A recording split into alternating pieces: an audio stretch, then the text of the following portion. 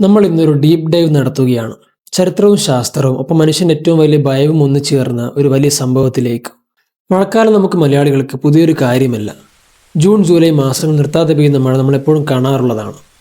2001 July 25 എന്ന ദിവസം കേരളത്തിന്റെ ചരിത്രത്തിൽ, പ്രത്യേകിച്ച് കോട്ടയം ഇടുക്കി ജില്ലകളിലെ മനുഷ്യരിൽ ഒരു പീഡസ്വപ്നമായി മാറി.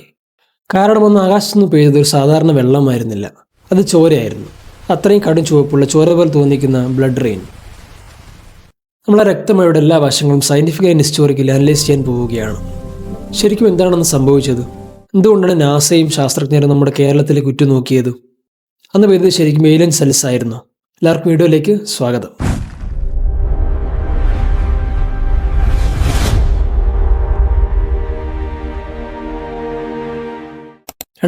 ജൂലൈ 25 പുലർച്ചെയാണ് ഈ പ്രതിഭാസം ആദ്യമായി റിപ്പോർട്ട് ചെയ്യപ്പെടുന്നത്. കോട്ടയം ജില്ലയിലെയും ഇടുക്കി ജില്ലയിലെയും ചില ഗ്രാമങ്ങളിൽ അതിരാവിലെ ശക്തമായ ഇടിമുഴക്കം കേട്ടു. സാധാരണ ഇടിമിന്നലിന്റെ ശബ്ദമായിരുന്നില്ല അത്. ഒരു സോണിക് ബൂം പോലെ വിൻഡോ ഗ്ലാസുകൾ വരെ വിറപ്പിക്കുന്ന ഒരു വലിയ സ്ഫോടന ശബ്ദം. അതിനുശേഷമാണ് മഴ പെയ്തത്. രാവിലെ എഴുന്നേറ്റ് പുറത്തേക്കിറങ്ങിയ ജനങ്ങൾ കണ്ടത് അവിശ്വസനീയമായ കാഴ്ചയായിരുന്നു. മുറ്റത്ത് വെച്ചിരുന്ന പാത്രങ്ങളിൽ, ഉണങ്ങാനിട്ടിരുന്ന വെളുത്ത വസ്ത്രങ്ങളിൽ, വീടിന്റെ മുറ്റത്തെ വെള്ളക്കെട്ടുകളിൽ എല്ലാം കടും ചുവപ്പ് നിറം. ആദ്യം അവർ വിചാരിച്ചത് ആരെങ്കിലും മൃഗങ്ങളെ കൊന്നു കാണും, അല്ലെങ്കിൽ ഏതെങ്കിലും കെമിക്കൽ ഫാക്ടറി ലീക്കായിരിക്കും ഇത് എന്നാണ്. പക്ഷെ ആകാശം മുഴുവൻ ഇരുണ്ട് മൂടിയിരുന്നു. പെയ്യുന്ന മഴത്തുള്ളികൾക്ക് തന്നെയായിരുന്നു ഈ ചുവപ്പ് നിറം. ഈ വാർത്ത കാട്ടുതീ പോലെ പടർന്നു. മലയാള മനോരമ, മാതൃഭൂമി തുടങ്ങിയ പത്രങ്ങളിൽ വലിയ ഹെഡിങ്സോടെ ഈ വാർത്ത വന്നു. കോട്ടയത്ത് ചോരമഴ. ജനങ്ങളാകെ പാനിക്കായി. ലോകാന്ത്യം അടുത്തെന്ന് വിശ്വസിച്ചവരുണ്ട്. ദൈവത്തിന് ശിക്ഷയാണെന്ന് പറഞ്ഞ് പ്രാർത്ഥനകൾ തുടങ്ങിയവരുമുണ്ട്. ഈ മഴവെള്ളം ദേഹത്ത് വീണാൽ സൂക്ഷിക്കണം, സ്കിൻ ഡിസീസ് ഒക്കെ വരുമെന്ന് റൂമറുകൾ പടർന്നു. രസകരമായ കാര്യം എന്തെന്നാൽ ഇതുവരെ ഒരു ദിവസം കൊണ്ട് അവസാനിച്ചിരുന്നില്ല. ജൂലൈ 25 മുതൽ സെപ്റ്റംബർ മാസം വരെ ഏകദേശം 2 മാസത്തോളം കേരളത്തിന്റെ പല ഭാഗങ്ങളിലായി ഈ ചുവന്ന മഴ പെയ്തു. പത്തനംതിട്ട, എറണാകുളം, തൃശൂർ തുടങ്ങി പല ജില്ലകളിലും ഇത് റിപ്പോർട്ട് ചെയ്യപ്പെട്ടു. ചില സ്ഥലങ്ങളിൽ മഴയ്ക്ക് മഞ്ഞ നിറവും പച്ച നിറവും, എന്തിന് കറുപ്പ് നിറം വരെ ഉണ്ടായിരുന്നു എന്ന് റിപ്പോർട്ടുകൾ പറയുന്നു. ഈ മഴവെള്ളം ശേഖരിച്ചു വെച്ചപ്പോൾ ചുവപ്പ് നിറത്തിലുള്ള ഒരു പൊടി പാത്രത്തിന്റെ അടിയിൽ അടിയുന്നതായി ജനങ്ങൾ ശ്രദ്ധിച്ചു. ഇവിടെയാണ് ഈ കഥയിലെ ഏറ്റവും വലിയ ട്വിസ്റ്റ്. ഈ വിഷയം വെറും ഒരു ലോക്കൽ വാർത്തയിൽ നിന്നും ഇന്റർനാഷണൽ സയൻസ് കമ്മ്യൂണിറ്റിയുടെ ശ്രദ്ധയിൽപ്പെടുന്നത് MG യൂണിവേഴ്സിറ്റിയിലെ ഫിസിക്സ് പ്രൊഫസറായ ഡോക്ടർ ഗോഡ്ഫ്രെ ലൂയിസ് എന്ന സയന്റിസ്റ്റിലൂടെയാണ്. അദ്ദേഹം ഈ ചുവന്ന മഴവെള്ളത്തിന്റെ സാമ്പിളുകൾ ശേഖരിച്ചു. തന്റെ ലാബിലെ മൈക്രോസ്കോപ്പിലൂടെ അദ്ദേഹം ഈ സാമ്പിൾ പരിശോധിച്ചപ്പോൾ ശരിക്കും ഞെട്ടിപ്പോയി. ആ ചുവന്ന പൊടി വെറും മണ്ണോ പൊടിയോ ആയിരുന്നില്ല, അതൊരു ബയോളജിക്കൽ സെല്ലായിരുന്നു. കാഴ്ചയിൽ കൃത്യമായി മനുഷ്യന്റെ രക്താണുക്കളെ പോലെ ഇരിക്കുന്ന സെൽവാളുള്ള ജീവനുള്ള കോശങ്ങൾ. 1 ലിറ്റർ മഴവെള്ളത്തിൽ ഏകദേശം 9 മില്യൺ റെഡ് സെൽസ് ഉണ്ടായിരുന്നു എന്നാണ് അദ്ദേഹം കണക്കുകൂട്ടിയത്. പക്ഷെ ഏറ്റവും ഞെട്ടിക്കുന്ന കണ്ടെത്തൽ അതായിരുന്നില്ല. ഡോക്ടർ ലൂയിസ് ഈ കോശങ്ങളിൽ DNA ടെസ്റ്റ് നടത്തി. സാധാരണ ഭൂമിയിലുള്ള ഏതൊരു ജീവജാലത്തിനും, അത് ബാക്ടീരിയ ആയാലും ഫംഗസ് ആയാലും മനുഷ്യനായാലും, DNA അഥവാ ജനിതക ഘടന ഉണ്ടായിരിക്കും. DNA ഇല്ലാതെ ഭൂമിയിൽ ജീവനില്ല. എന്നാൽ അദ്ദേഹം ടെസ്റ്റ് ചെയ്ത ആ ചുവന്ന കോശങ്ങളിൽ DNA കണ്ടെത്താൻ കഴിഞ്ഞില്ല. ഇതോടെ അദ്ദേഹം ഒരു വലിയ കൺക്ലൂഷനിലെത്തി. ഇത് ഭൂമിയിലുള്ള ജീവനല്ല, എക്സ്ട്രാ ടെറസ്ട്രിയൽ ലൈഫ് അഥവാ അന്യഗ്രഹ ജീവനാണ്. അദ്ദേഹത്തിന്റെ തിയറി ഇതായിരുന്നു. മഴ പെയ്യുന്നതിന് മുൻപ് ജനങ്ങൾ കേട്ട വലിയ ഇടിമുഴക്കം ഒരു ഉൽക്കാവർഷം ആയിരുന്നു. സ്പേസിൽ നിന്ന് വന്ന ഒരു ചെറിയ കോമറ്റ് അല്ലെങ്കിൽ ഉൽക്ക ഭൂമിയുടെ അറ്റ്മോസ്ഫിയറിൽ വെച്ച് പൊട്ടിത്തെറിച്ചു. ആ ഉൽക്കയ്ക്കുള്ളിൽ ഉണ്ടായിരുന്ന ഏലിയൻ മൈക്രോബ്സ് അഥവാ അന്യഗ്രഹ ബാക്ടീരിയ കേരളത്തിന്റെ അന്തരീക്ഷത്തിലുള്ള മേഘങ്ങളിൽ കലർന്നു. അതാണ് മഴയായി താഴേക്ക് പെയ്തത്.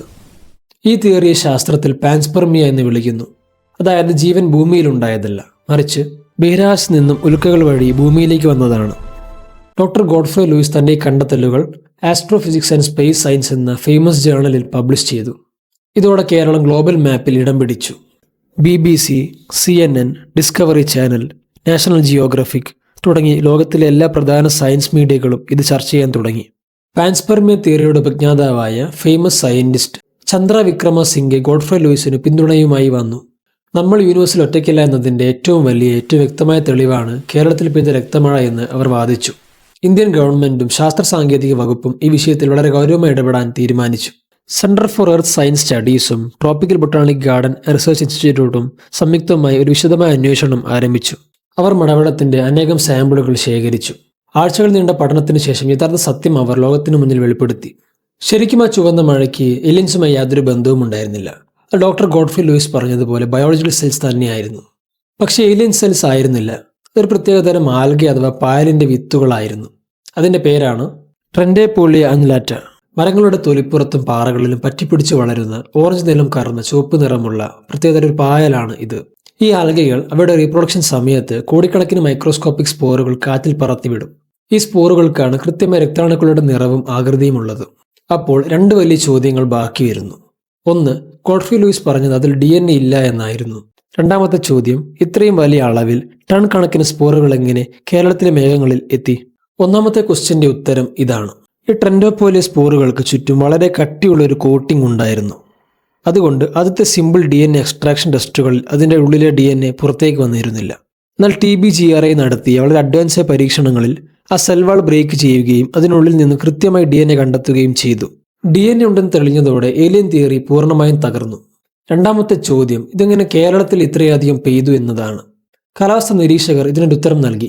ഈ ആൽഗകൾ സാധാരണമായി കാണപ്പെടുന്നത് യൂറോപ്പിലാണ്, പ്രത്യേകിച്ച് ഓസ്ട്രിയ പോലെയുള്ള രാജ്യങ്ങളിൽ.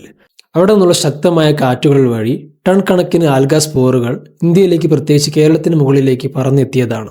അങ്ങനെ വന്നെത്തിയ സ്പോറുകൾ മഴമേഘങ്ങളുമായി കലരുകയും മഴ പെയ്തപ്പോൾ അത് രക്തം പോലെ താഴേക്ക് വീഴുകയും ചെയ്തു. കാറ്റിന്റെ വേഗതയും ദിശയും വെച്ച് നോക്കുമ്പോൾ ഇത് 100% സയന്റിഫിക്കലി പോസിബിൾ ആണ്. മാത്രമല്ല, കേരളത്തിൽ ജൂലൈ മാസത്തിലെ മഴയ്ക്ക് പലപ്പോഴും കാറ്റിന്റെ സ്വാധീനം വളരെ വലുതാണ്. ശാസ്ത്രം അങ്ങനെ വലിയ മിസ്റ്ററി സോൾവ് ചെയ്തു. എന്നിരുന്നാലും നേച്ചർ ഈസ് ഹൈലി മിസ്റ്റീരിയസ്. 2001 മാത്രമല്ല ഇത് സംഭവിച്ചത്. വർഷങ്ങൾക്ക് ശേഷം 2012 കണ്ണൂർ ജില്ലയിൽ സമാനമായ രീതിയിൽ രക്തമഴ പെയ്തു. അന്നും ഇതേ ട്രെൻഡോപോളിയ സ്പോറുകൾ തന്നെയായിരുന്നു വില്ലൻ. ശ്രീലങ്കയിലും യൂറോപ്പിലെ പല ഭാഗങ്ങളിലും ചരിത്രത്തിൽ പലപ്പോഴായി ഇതേപോലെ ചുവന്ന മഴ പെയ്ത റെക്കോർഡുകൾ ഉണ്ട്. പണ്ടുകാലത്തെ ആളുകൾ ഇത് യുദ്ധങ്ങൾ വരാൻ പോകുന്നതിൻ്റെയോ മഹാമാരിയുടെ ലക്ഷണങ്ങളായി കണ്ട് ഭയപ്പെട്ടിരുന്നു. നമ്മൾ പലപ്പോഴും ഉത്തരം കിട്ടാത്ത കാര്യങ്ങളെ കാണുമ്പോൾ അത് സൂപ്പർ നാച്ചുറൽ ആണെന്നോ ഏലിയൻ ആണെന്നോ വിശ്വസിക്കാൻ ആഗ്രഹിക്കുന്നു. Because human mind loves a good mystery. Doctor Godfrey ലൂയിസിനെ നമുക്ക് കുറ്റം പറയാൻ കഴിയില്ല. ഒരു സയന്റിസ്റ്റ് ആയതുകൊണ്ട് അദ്ദേഹത്തിന് കിട്ടിയ ഡാറ്റ വെച്ച് അദ്ദേഹം ഒരു ഹൈപ്പോത്തസിസ് ഉണ്ടാക്കി. ശാസ്ത്രം വളരുന്നത് അങ്ങനെ തന്നെയാണ്. ഒരാൾ ഒരു തിയറി കൊണ്ടുവരുന്നു, മറ്റുള്ളവർ അത് തെറ്റാണോ ശരിയാണോ എന്ന് പരീക്ഷിച്ച് തെളിയിക്കുന്നു. ഇരട്രിയൻ മിസ്റ്ററിയിലൂടെ സയൻസ് ശരിക്കും വിജയിക്കുകയാണ് ചെയ്തത്. ഇതിനെക്കുറിച്ചുള്ള നമ്മുടെ അഭിപ്രായങ്ങൾ താഴെ കമൻറ്റ് ചെയ്യുക. See you in the next video. It's me Abhay, signing of.